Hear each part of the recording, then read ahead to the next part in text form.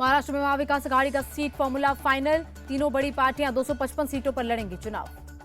उद्धव कांग्रेस शरद गुट की 85 सीटों पर सहमति। संजय राउत बोले बची हुई सीटें छोटे सहयोगी दलों को देंगे।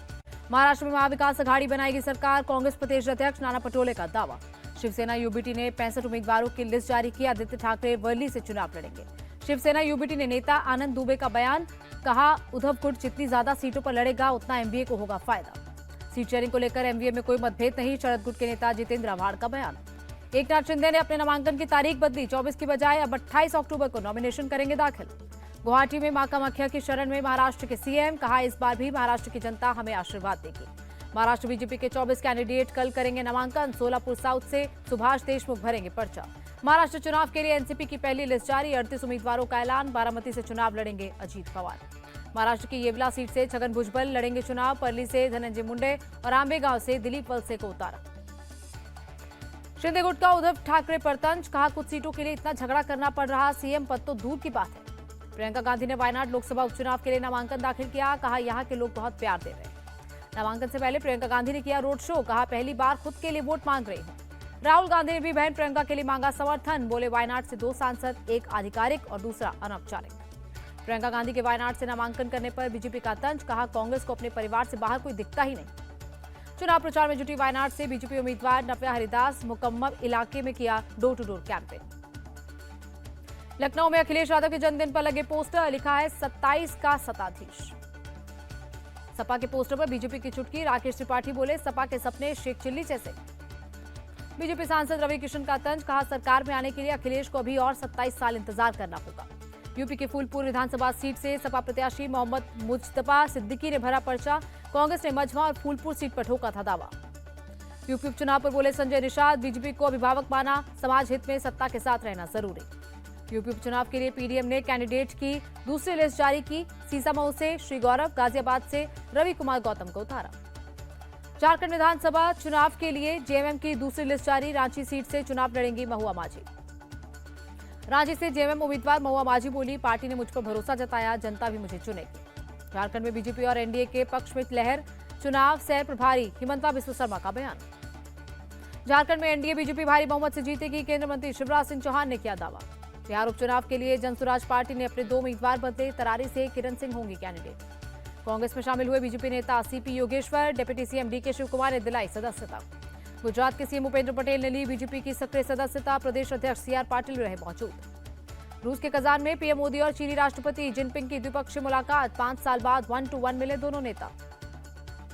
बैठक में राष्ट्रपति जिनपिंग से बोले पीएम मोदी एलएसी पर सहमति का स्वागत। सीमा पर शांति बनाए रखना हमारी प्राथमिकता। पीएम मोदी बोले अच्छे संबंधों के लिए पारस्परिक सम्मान, संवेदनशीलता और विश्वास जरूरी।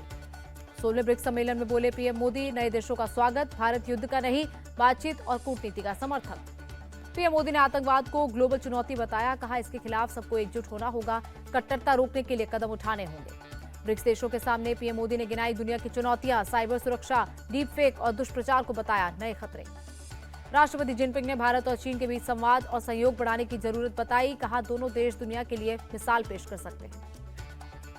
चीनी राष्ट्रपति जिनपिंग बोले विश्व ने अशांत परिवर्तन के नए दौर में प्रवेश किया। हमें शांतिपूर्ण ब्रिक्स का निर्माण करना होगा। गाजा और लेबनान के हालात पर चीनी राष्ट्रपति ने जताई चिंता। कहा जल्द से जल्द हमें सीजफायर का दबाव बनाना होगा। 30 से ज्यादा देशों ने ब्रिक्स में शामिल होने की इच्छा जाहिर की। रूस के राष्ट्रपति पुतिन ने दी जानकारी। ऑस्ट्रेलिया के शिक्षा मंत्री से मिले भारत के शिक्षा मंत्री धर्मेंद्र प्रधान। कहा भारत की नई शिक्षा प्रणाली में कौशल विकास पर फोकस। सिख तीर्थयात्रियों के लिए बड़ी खबर। करतारपुर साहिब कॉरिडोर का एग्रीमेंट 5 साल के लिए बढ़ाया गया। जम्मू कश्मीर के एलजी ने तय की विधानसभा स्पीकर के चुनाव की तारीख। 4 नवंबर को होगा चुनाव। हिंदू स्वाभिमान यात्रा पर बोले लालू यादव। गिरिराज सिंह को इस तरह की बात करने की आदत है। हिंदू मुसलमान सब रहेंगे। केंद्रीय मंत्री सुकांत मजूमदार का बयान। हमारी सरकार वक्फ बोर्ड के अंदर हो रहे अन्याय को दूर कर रही। वक्फ संशोधन बिल पर बनी जेपीसी के चेयरमैन जगदम्बिका पाल का बयान। कल्याण बनर्जी पर आगे का फैसला लोकसभा स्पीकर लेंगे। जगदम्बिका पाल का आरोप। कल्याण बनर्जी ने कांच की बोतल तोड़ी, फिर मेरी तरफ फेंका, मैं बाल बाल बच गया। जगदम्बिका पाल ने कल्याण बनर्जी को उकसाया, इसीलिए वो गुस्सा हो गए। टीएमसी नेता कुणाल घोष का बयान। कल्याण बनर्जी ने सही सवाल उठाया था। जेपीसी चीफ प्रेस कॉन्फ्रेंस कैसे कर सकते हैं, कुणाल घोष का सवाल। श्री कृष्ण जन्मभूमि शाही ईदगाह मामले में मुस्लिम पक्ष को झटका। हिंदू पक्ष की 18 याचिकाओं को एक साथ सुने जाने के आदेश के खिलाफ रिकॉल अर्जी खारिज की। बबीता फोगाट ने साक्षी मलिक पर कसा तंज, कहा दीदी तुमको कुछ नहीं मिला, ऐसे में तुम्हारा दर्द समझा जा सकता है। साक्षी मलिक ने अपनी आत्मकथा पर आधारित किताब विटनेस में बबीता फोगाट पर पहलवानों को प्रोटेस्ट के लिए उकसाने का लगाया है आरोप। खतरे में कांग्रेस नेता इमरान मसूद की संसद सदस्यता, कोर्ट ने पीएम मोदी पर 10 साल पहले दिए बयान मामले में चार्ज किया फ्रेम। आतंकी हमले में मारे गए डॉक्टरों के घर पहुंची महबूबा मुफ्ती, कहा जेएनके में खून खराबा रोकने के लिए पाकिस्तान से बातचीत ही एकमात्र उपाय। यूसीसी को लेकर बोले उत्तराखंड सीएम के सचिव, यूसीसी मैनुअल को प्रशिक्षण के लिए विधायी विभाग को भेजा गया। एमपी के रीवा में क्षेत्रीय उद्योग सम्मेलन, सीएम मोहन यादव बोले 3,25,000 रोजगार के अवसर बने।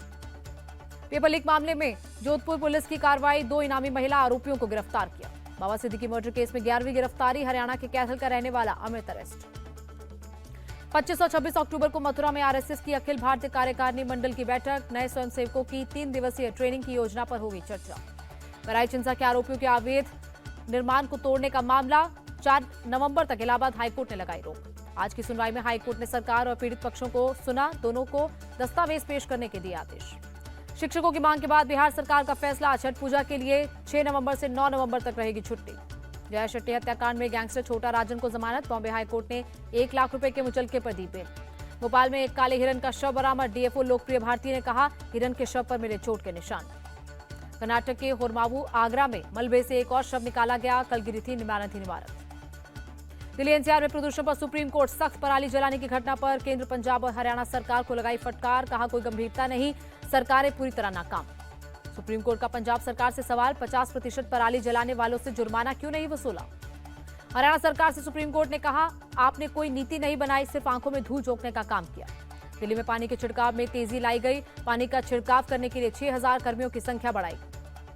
बीजेपी ने दिल्ली के पर्यावरण मंत्री गोपाल राय का मांगा इस्तीफा, वीरेंद्र सचदेवा बोले वो दिल्ली के लोगों के स्वास्थ्य के साथ खिलवाड़ कर रहे हैं। वीरेंद्र सचदेवा का आरोप, उत्तर भारत में प्रदूषण के लिए पंजाब दोषी है, राजनीति की वजह से गोपाल राय पंजाब को बचा रहे हैं।